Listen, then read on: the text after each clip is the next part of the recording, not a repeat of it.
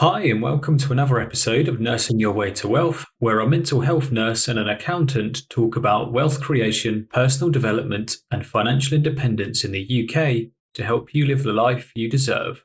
Hi, everybody, and welcome back. This is now episode 83, which is still crazy when we start counting the episodes and can't believe how many we've done. I hope everybody's doing good. This week, we're going to give our initial reaction to the budget, so the kind of second big budget underneath the Labour government, what that means, some of the key call outs, what that could mean for you, your savings, and ultimately whether it changes Alex or I's kind of FiRe path or our plan or changes our direction. So we'll touch on that in a sec. And we'll just do a quick return on heartbeat. So that's mine this week. And then we'll finish off with a reasonable or ridiculous, which is also mine actually this week. So plenty of my dulcet northern tones for you to listen to. So before we go on into the kind of meat of the budget, so return on heartbeat. So not last week, the week before, I went to one of my best friends, Martin, he's a Polish guy I met doing my master's degree. And I went over with my wife and we went to stay with him in the Polish mountains in a place called Zakopane, which I would highly recommend. Had a amazing time kind of seeing some real traditional, authentic Polish way of life, climbed up a mountain, did a lot of walking in and around the countryside, ate some really good food, drank some really nice beer, and yeah, we saw loads of sights. It was excellent. So that was a really nice return on heartbeats for me. Um, Alex, how are you? Over to you. I've been chatting for a minute and 53 seconds now. So No, it's good. I'm enjoying your kind of Yorkshire twang that you have going on. Yeah, no, I'm good. It's just now I've been officially unemployed since Halloween. So this is my, if there are 30 days in November, this is my 33rd day on sabbatical between jobs. So I'm just going to chuck in a little bit about just some reflections that I've had on that time frame. Obviously, it's not a retirement. I'm not calling it a retirement or a mini retirement or anything like that.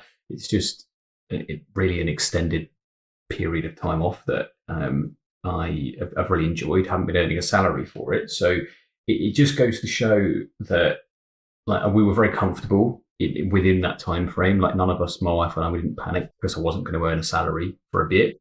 I pinched a bit of my own savings from just a spare longer term savings account, for like house moves and like eventual cars and stuff. So I borrowed my immediate direct debits from that, which was 1,400 and something pounds, and I've just lived a month on without working, to be honest. And I've done a lot of really nice, relaxing, lovely things. Spent a lot more time with my wife and my dog. Spent more time in the garden.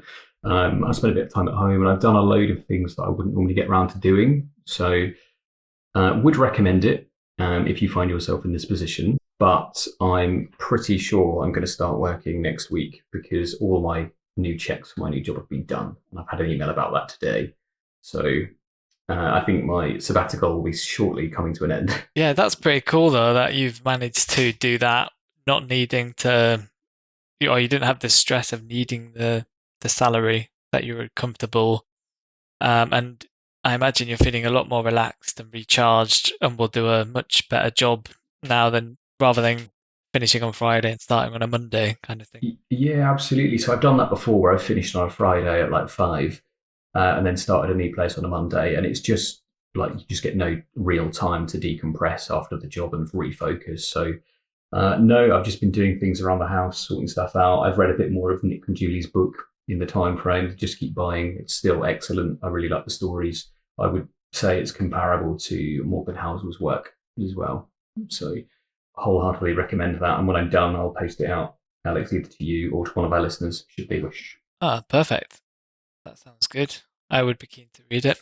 Yeah, I'll send it to you, and then after you're done, you can send it to I can share it to whoever, yeah. anyone that emails in. That's fine, just like Ben did last week. Your Polish trip sounds amazing. The mountains, the food. Yeah, it was Yeah. awesome. And because my friend lives there, so he lives there for half of the year, um, and we didn't have to worry about like stressing about transfers or transport anywhere, or worrying about getting overcharged in restaurants or going to the wrong places. It was just, yeah, it was really nice. And yeah, he's so amenable and really looked after us. So yeah, massive. Good.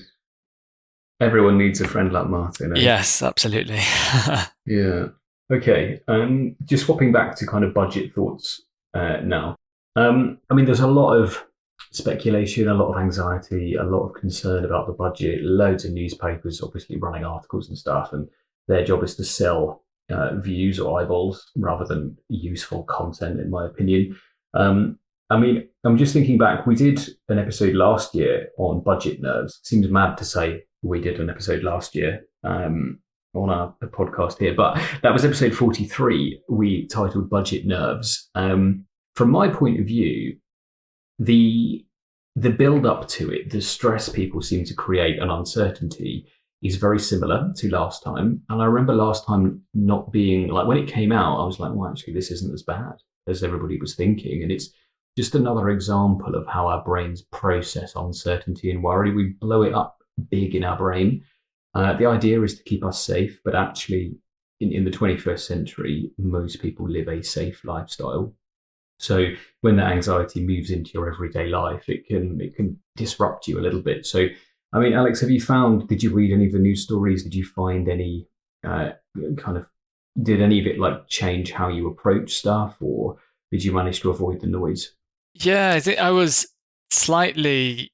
So I was reading quite a bit about some of the speculation, probably more than I should have done. I think because there was quite a lot of scaremongering. Probably, honestly, it's probably the most I've heard or I've seen probably in any budget. Almost like a month leading up to it was quite a lot of speculation on lots of different topics, whether that be from housing and paying, reforming council tax and applying new charges. And there was like, thresholds of like £500,000 that were put in place that could be put in place where you'd end up paying additional stamp duty, like all sorts of stuff and rumors. So I didn't take any action based off those rumors.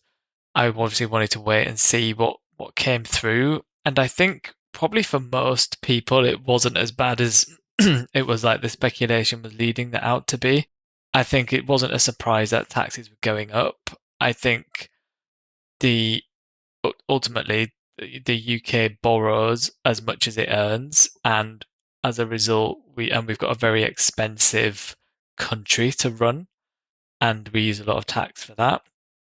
And it's a bit of a circular thing where our interest rates that the investors want British bonds or gilts or government debt that would kept going higher. So then that means the interest rate goes higher, which means we've got less money to spend. It's a bit of a vicious circle. So it wasn't a surprise that there was tax rises coming.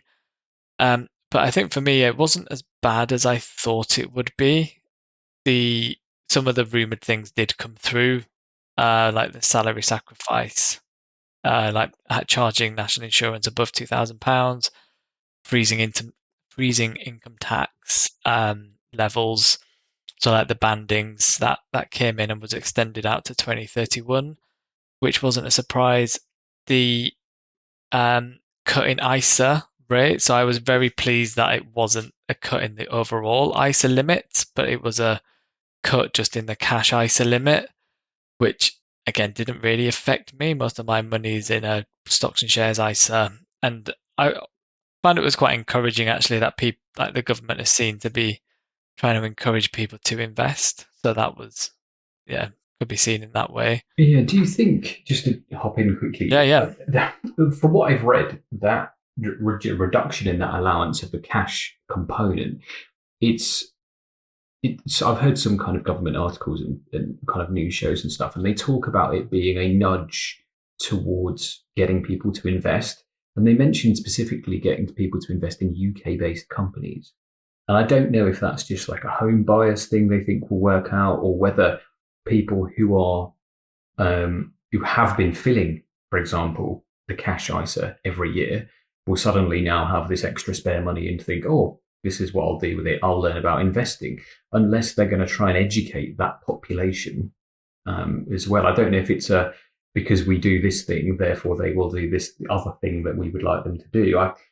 It doesn't really add up to me as if it will be like a cause and effect type thing.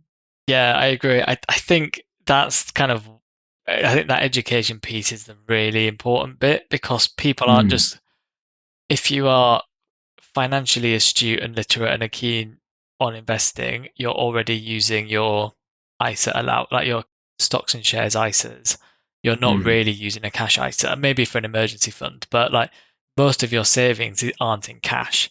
So I mean, I think from the message from the government of trying to get people to invest is probably, that's the spin that it makes.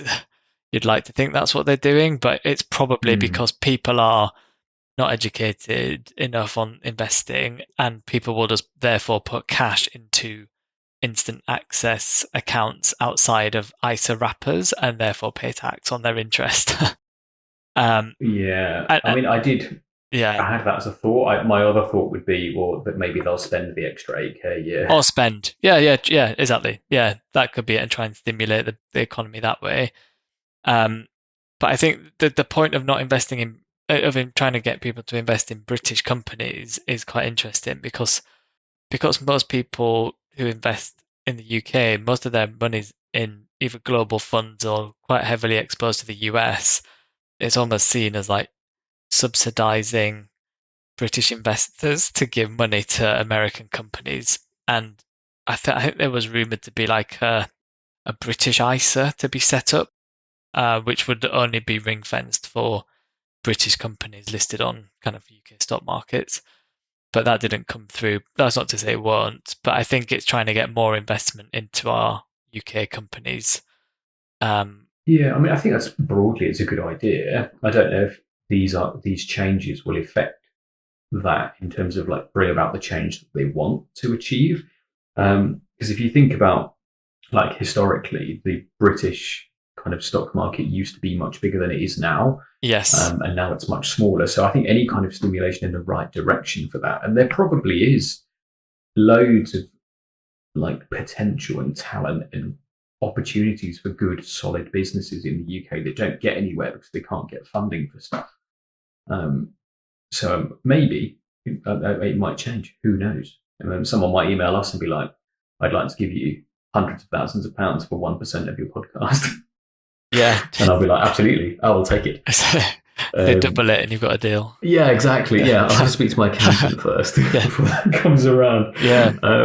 Yeah, I don't know if it's if it will impact the way they want it to. I kind of hope it does. Hmm. But the investment ability kind of in England is not it's not massive, is it? In like there aren't loads of new companies coming from England and being listed on the stock exchanges. A lot of them I've heard have moved. And don't ask me to name any of these, but have moved either to the US, New York, etc., to then IPO. So they don't do it in the UK. Yeah, that's right. So a lot more. I think the US stock markets tend to be a little bit more favorable to investors, so therefore they have that.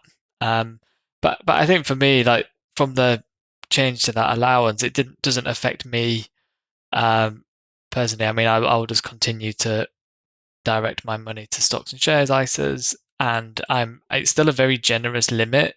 If you look worldwide, about a tax wrapper, Mm. £20,000, you need to, that's a decent amount of money every year that you can protect from tax, and I think it just heightens the importance of it. Yeah, it's one of the most generous kind of savings kind of pots or accounts in the world, isn't it? It's That's right, yeah. I'm very glad we have it because I'm trying really hard to make as good use of it. Um, and hopefully when I start my new job at some point, I'll be able to make better use of that, like filling more of the stocks and shares ISA up. So I'm very glad that was left alone. Um, I guess the other thing that came out um, on just speaking related to ISAs is that if you are then investing outside of an ISA, the dividend tax has then gone up. So I think we went through that in an episode a few weeks back, talking about um, some of the impacts. But I think the income tax rate that you then pay on dividends is going to go up from next tax year. So if you're a basic rate taxpayer, you are going to be you're going to be paying 10.75% on any dividends. That's up 2%. If you're a higher rate taxpayer, you pay 35.75%. And if you're an additional rate taxpayer, that stays at 39.35%. So because we've got that additional tax, it's just about, it kind of emphasizes make sure you use your ISA allowances. But if you don't, there's going to be, yes, potentially some more dividend tax to pay if you get those, which is a bit unavoidable. And that's from next tax year, so 2026, 2027 tax year. So again, for me, I've only got a fairly small general investment account that's starting to, and I tend not to hold dividend paying shares in that. It will more just be passive trackers. So any of my kind of income shares tend to be in my stocks and shares ISA. It makes sense, and I'm obviously very similar to you. We come at this from a very similar point of view because it's been working for us. But the dividend episode you mentioned, it was episode 52. That's why, if you heard any clicking or scrolling from me, that's what I was doing. Wow. So the previous budget one is episode 43. The dividend one, Alex, that was mostly yours, more dulcet Yorkshire tones, is episode 52. Perfect. Yeah, thank you. No worries. I mean, the other thing I was going to ask you is, do you think, in terms of like the hype that's built around these things, I look over some of the Reddit finance boards and I look at other kind of YouTube based stuff. I mean, Damien Talks Money for one, but Meaningful Money from like Pete Matthew, and they talk about loads of really sound, good topics. And all I see in the comments are, what do you think we should do to plan for the budget? What should I do because someone said this or I've read that? Should I do anything about it? And it's all speculative. And I just don't see that there's any benefit from that. I'm much more of a, like, stay the course until we actually know stuff for certain rather than trying to time things. And I'd imagine, Alex, you're similar. Yeah, I think that's a really good point because I think there's stories, I think certainly of like the last budget, which was like their first one, like people cashing in pensions and like doing all sorts of crazy things. And then actually what then came to fruition wasn't what was expected, and you potentially make a big financial mistake. So I think there's two things. One is, there's always going to be speculation, and you've just got to remember your plan and what are the rules now, and are you maximizing like your tax wrappers, and are you getting your employer contributions for your pension and doing all the sensible things that we talk about. And it's then you then just have to wait for the facts, and then there's often quite a long lead time between something being announced and then it coming into effect. So a good example is like the salary sacrifice thing. So this is where at the minute national insurance is not payable on salary sacrifice pension contributions. And what is going to come in is a £2,000 limit on that. So you're able to sacrifice and save £2,000 of national insurance, but then anything over and above that, your contribution will attract national insurance. That's not coming in until I think the tax year starting in 2029.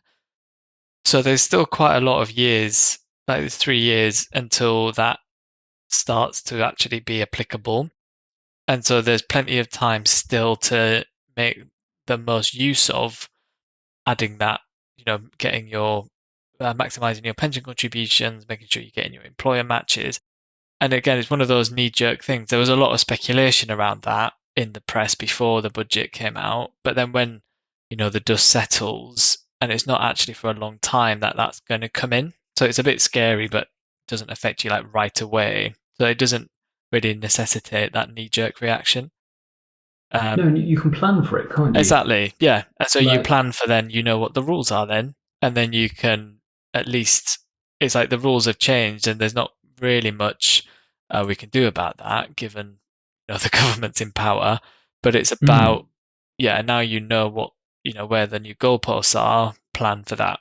Yeah, and I think people expect changes to happen literally like overnight. It's probably that's it. The day after, suddenly your bank accounts are raided. Yeah, because things are like huge and like things had to be very, very quick to combat a pandemic. And when I say quick, it still wasn't like overnight, everyone go home, nobody do anything, etc. But running a country and an economy and something this large, you can't. It's so big, you can't steer it that quickly, Yeah. kind of overnight. If you did, the absolute wheels would fall off, and it's just not doable. It's like trying to steer a humongous ship and all you've got is one oar on one side. It just isn't going to, you're just not going to do it. Yeah. So there's always going to be leeways. They're always going to phase stuff in like that. It really doesn't bode well that people make these knee-jerk reactions, because I heard a lot of stories before the first budget of people like selling out of their ISAs and just keeping their money in cash because it's the safe thing to do. And if you look back on some of the, I mean, those posts have disappeared now, but if you look back on that and you kind of run some maths on what if they did this at this point in the market, when did they buy back in? We have no idea. You're gonna lose, basically. You're gonna lose some of the money you've worked really hard to kind of build and grow. And we've always said, Alex, from day one, that we want you to keep as much of your money as you can, put it in the right places so you can live a good life. Mm-hmm.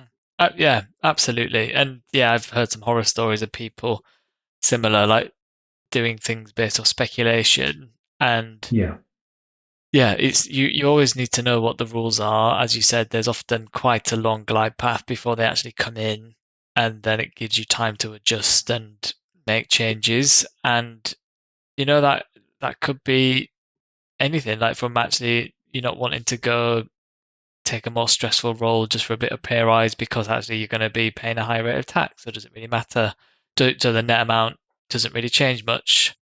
Or it could be, doubling down on your pension contributions, or it could be, making sure that your ISAs are topped up and using some of that cash to top them up. It could be numerous things, but I think, the important point for me is wait until you know what it is, because you can waste a lot of time and worry when you're planning for something that you don't really know what's going to happen. And I think in both times the budget hasn't probably been as bad as people thought.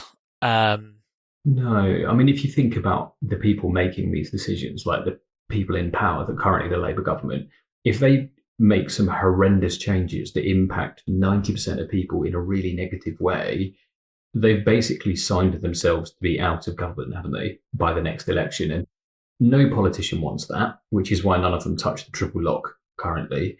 But no one, they've worked really hard to get elected and into power. They're not just going to chuck it all away for something like that. So I think generally the idea that I try and adopt is to not listen to a huge amount of media around it. And what I do here really question whether A, it's feasible, and B, what I might need to do. So I try and prepare as best I can in terms of, might I need, I don't know, a little bit of extra cash for a little bit just as a buffer for something like that? Do I need to do anything major in terms of how I kind of access my work pension or something like that? Do I need to add a bit more, take a bit out, etc.? I'm not talking about selling my entire portfolio and storing it under my mattress, seeing what happens, and then at some point being, actually, probably shouldn't have done this. This was a bit of a risk. Yeah, absolutely. I think that's a good tactic. Yeah, and I always as well, like, if I was thinking of something major, of doing something major, Alex, to my kind of financial life portfolio, I'd probably run it by you. I'd be like, look, I'm thinking of this. What do you think? And you'd be like, are you mad? What's going on? And you just bring you back down to earth.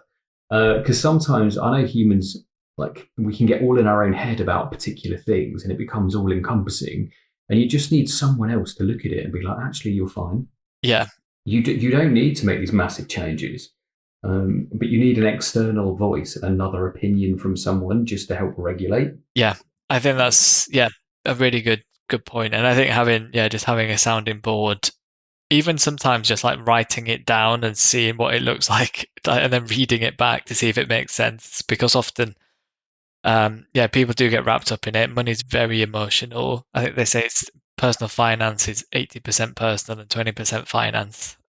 Yeah, I can agree. Which is yeah, and completely. So, but yeah, I think in terms of the other bits in the budget that came up, which I think it definitely, with buy-to-let investors, I think their national insurance is now payable on income rather than just income tax.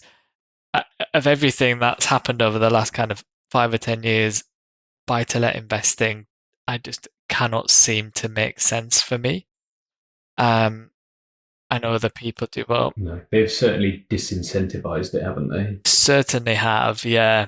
The other thing which came out, which I thought was I had a wry smile on my face, was the electric vehicles now paying additional mileage. So for every mile, it's 3 pence per mile that would be paid for electric vehicle drivers. So um, I think it's one of those things the government did to introduce and get people on board with electric vehicles, and now everybody's got them. They just start to tax them, which is probably correct thing to do. And then I think that was the main thing. I think there was some huge levy put on online gambling, which I think, yeah, was not a surprise that came in.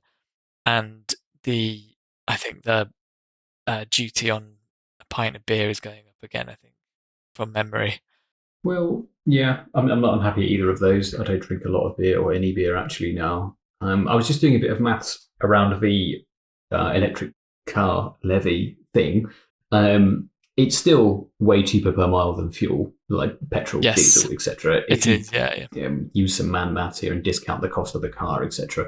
But for 12,000 miles per year, like an average amount of mileage, it's £360. So what is that, 30 quid a month, maybe? Something It like is. that, Yeah. roughly.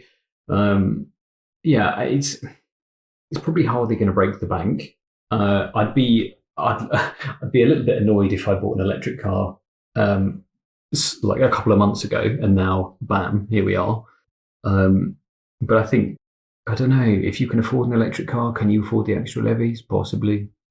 Yeah. And I think that's where it's yeah, come out. I think the smorgasbord was the term used to describe the budget, and I think it's just that lots of small amounts taken from lots of places. So I wasn't surprised. Well, it does add up. It It does does. add up, doesn't it? Like you and I, you've talked about like save a bit here, save a bit there, invest that here or somewhere, and then over time it will grow. So if you think about that on a national kind of country level scale, Yep. I'd say, I don't know, £360 from every electric car driver. I mean, some of them will be more, some of it will be less, some of it's paid by businesses or whatever. It does add up. I just hope that money is used wisely and we see some. I think the bit that people struggle with the most is they feel like they pay a lot of taxes and they do this and they do that, but they don't feel any different with what's changed. I think if we had all perfect road conditions, people would be a lot happier about the state of the country. They'd feel Yes. better. But there's just many reminders that actually this needs doing and that needs doing, I suppose. But yeah, who knows? We'll see how it goes over the time. Have you got any other budget thoughts or anything else you wanted to mention? No, I guess my kind of closing point was just going to be like with just generally in finance and with personal finance, the rules can change depending on which government is in and what happens. And I think it just emphasizes the importance of maximizing what's there in front of you with the current rules. And so I feel almost quite vindicated in a way of being able to, focusing on getting money into my ISAs and getting money into my pension pots and not having such a crazy expensive car and not having a really expensive lifestyle. And it's all of these things almost like knowing that these things can change quite quickly in terms of the rules. I feel, yeah, it's the right thing to just keep trying to maximize what's in front of you. Yeah, those are just real solid kind of financial independence, not even the retire early bit, but those are good FI principles, aren't they? Like Yeah, make the most of what you can, maximize like your income, save some, invest some, sort your pensions, and then broadly, if you have some movement in all of those good areas, the rest of it kind of will take care of itself, and you don't have to worry about the small things. You just make action on the big important stuff. Okay. So yeah, so that's but our yeah, that was it for me on the budget. Yeah, yeah, okay. That's our roundup on kind of this budget. We might do a next one next year. Who knows? same time next year. Yeah. Yeah, that's it. And whether it's changed any plans whatsoever, who knows? But Alex, I'll pass to you. You've done quite heavy lifting this week, I suppose. For reasonable or ridiculous? if you're ready for that, and I'm all ears. I am. I'd be keen to get your thoughts on fancy pan sets. So I'm quite a keen cook. I cook quite a lot. Some of my pans are definitely in need of replacement soon. What are your thoughts on buying a kind of more top end range of, I don't know what the type, pots and pans. So in terms of pricing, Yeah. thinking around about, it would be looking at about £400 to £500 for a full pan set, stainless steel on my induction hob. Okay. That is. How many pans is that? There will be 7 pans in total of varying sizes. Okay. Interesting. I think for 7 pans at £400 to £500, it's less than £100 per pan. And if you use them every week, it's what, £2 a use or less, something like that.